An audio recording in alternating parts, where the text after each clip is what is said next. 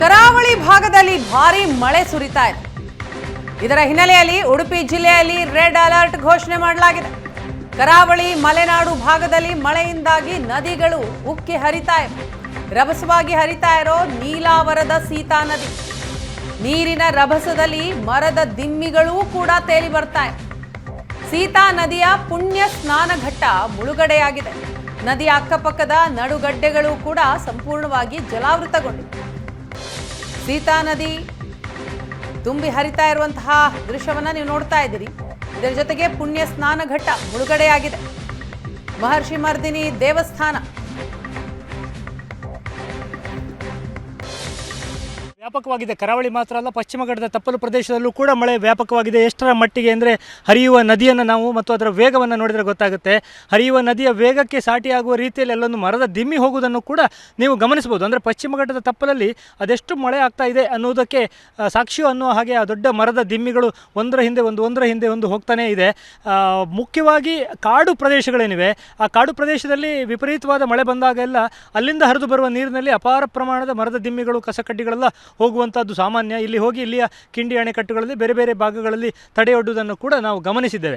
So ಇದು ಒಂದು ಭಾಗ. ನಾವೀಗ ನೋಡ್ತಾ ಇರುವಂಥದ್ದು ಸೀತಾ ನದಿ ತುಂಬಿ ಹರಿತಾ ಇದೆ. ಉಡುಪಿಯಲ್ಲಿ ಮಳೆಯ ಪ್ರಮಾಣ ಸ್ವಲ್ಪ ಕಡಿಮೆ ಆಗಿರಬಹುದು. ಹಾಗಂತ ಪಶ್ಚಿಮ ಘಟ್ಟ ಮತ್ತು ಅರಣ್ಯ ಪ್ರದೇಶದಲ್ಲಿ ಸ್ವಲ್ಪವೂ ಮಳೆ ಕಡಿಮೆ ಆಗಿಲ್ಲ ಅನ್ನೋದು ಇದರಿಂದ ಗೊತ್ತಾಗ್ತಾ ಇದೆ. ಯಾಕೆಂದರೆ ನೀರಿನ ಮಟ್ಟ ಅನ್ನುವಂಥದ್ದು ಕ್ಷಣಕ್ಕೂ ಕೂಡ ಏರಿಕೆ ಆಗುವುದನ್ನು ನಾವು ನೋಡ್ತಾ ಇದ್ದೇವೆ.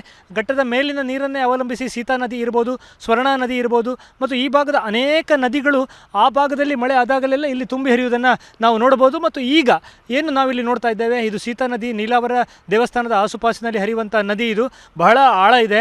ಪಕ್ಕದಲ್ಲೇ ಇರುವಂಥ ಏನು ಭೂಪ್ರದೇಶಗಳೆಲ್ಲ ಜಲಾವೃತ ಆಗುವಷ್ಟರ ಮಟ್ಟಿಗೆ ನೀರು ತುಂಬಿರುವಂಥ ನದಿಯನ್ನು ನಾವಿಲ್ಲಿ ಗಮನಿಸ್ತಾ ಇದ್ದೇವೆ. ನೀರಿನ ಮಟ್ಟ ಅನ್ನುವಂಥದ್ದು ಕ್ಷಣಕ್ಕೂ ಏರಿಕೆ ಆಗ್ತಾ ಇದೆ. ಕಳೆದ 4-5 ಗಂಟೆಗಳಿಂದ ಮಳೆ ಕರಾವಳಿ ಭಾಗದಲ್ಲಿ ವಿರಾಮ ಕೊಟ್ಟಿದೆ.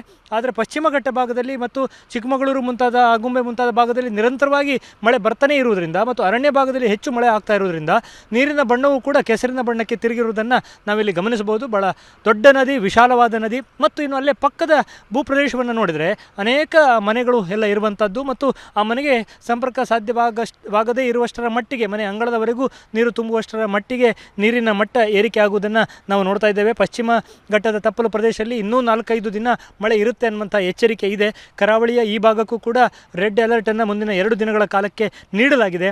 ಸೊ ಎಲ್ಲ ವಿಚಾರಗಳನ್ನು ಇಟ್ಟುಕೊಂಡಾಗ ಆ ಕುದ್ರು ಪ್ರದೇಶಗಳು ಅಂದರೆ ಆಸುಪಾಸು ಏನು ಕಾಣ್ತಾ ಇದೆ, ನದಿಯ ಆಸುಪಾಸು ಪ್ರದೇಶಗಳಿಗೆಲ್ಲ ಒಂದು ನೆರೆಯ ಭೀತಿ ಇರುವಂಥದ್ದು. ಈಗಾಗಲೇ ಸಾಕಷ್ಟು ಪ್ರದೇಶಗಳಲ್ಲಿ ನೆರೆ ಆವರಿಸಿರುವುದನ್ನು ನಾವು ನೋಡಿದ್ದೇವೆ. ನಾವಿರುವಂಥದ್ದು ನೀಲಾವರ ಅನ್ನುವಂಥ ಒಂದು ಪ್ರಸಿದ್ಧವಾದ ಪ್ರದೇಶ. ಇಲ್ಲೇ ಪಕ್ಕದಲ್ಲೇ ಮಹಿಷಮರ್ದಿನಿ ದೇವಸ್ಥಾನ ಕೂಡ ಇದೆ. ಬಹಳ ಪ್ರಸಿದ್ಧವಾದ ಕರಾವಳಿಯ ಒಂದು ದೇವಿಯ ಆಲಯ ಇದು. ಸೊ ಸಾಕಷ್ಟು ಜನ ಬರುವಂಥ ಜಾಗ ಇದು.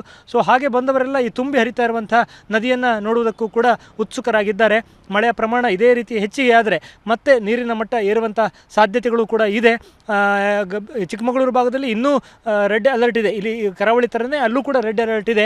ಸೊ ಅಲ್ಲೂ ಕೂಡ ಮಳೆ ಹೆಚ್ಚಾದಾಗಲೆಲ್ಲ ಘಾಟಿ ಪ್ರದೇಶ, ಆಗುಂಬೆ ಮುಂತಾದ ಭಾಗದಿಂದ ಹರಿದು ಬರುವಂಥ ಈ ನೀರು ಸಮುದ್ರ ಸೇರುವ ಒಂದು ಧಾವಂತದಲ್ಲಿರುವಂಥ ಈ ನೀರು ಬಹಳ ರಭಸವಾಗಿ ಹೋಗ್ತಾ ಇರುವಂಥ ದೃಶ್ಯಾವಳಿಗಳನ್ನು ನಾವಿಲ್ಲಿ ಗಮನಿಸ್ತಾ ಇದ್ದೇವೆ.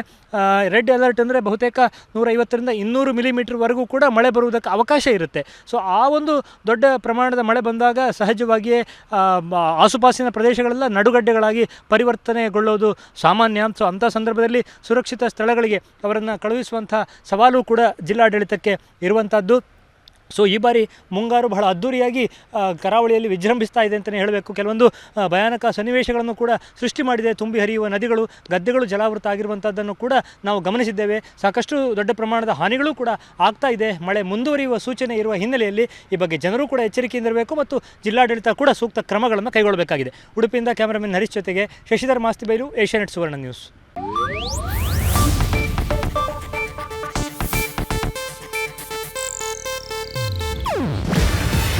ಇದು ಏಷ್ಯಾನೆಟ್ ನ್ಯೂಸ್ ನೆಟ್ವರ್ಕ್ ಪ್ರಸ್ತುತಿ.